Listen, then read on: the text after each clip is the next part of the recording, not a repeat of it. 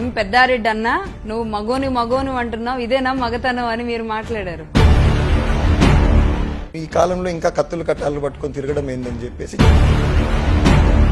నోరుందని చెప్పి మనం ఎక్కడికంటే దిగజారకూడదు. ఏ పార్టీ వచ్చినా నేను మాత్రం వేట మొదలు పెడతా మీ మీద అన్నారు. వాళ్ళ మెంటాలిటీనే అది. ఎమ్మెల్యే అవ్వగానే లోపలికి వచ్చేసి జేసీ ఫ్యామిలీని లేకోకుండా చేస్తే కుర్చీ గాల్ చేయడం అదంతా చాలా పెద్ద సెన్సేషన్ అయిపోయింది. ఎవడు వాడు వచ్చి కూర్చునే దానికి మున్సిపల్ చైర్మన్ రేసులో దిగడం అంత పట్టుదలగా ప్రభాకర్ రెడ్డి గారు ఎందుకు? రే తగ్గురా నువ్వు, నా బిజినెస్ చేసుకుంటే ఏది లేదంటే రాష్ట్రం వదిలిపోతా అన్నారు. అసలు నువ్వు నా బిజినెస్ లాపితే నేనేమన్నా అన్ని మానుకుంటానా?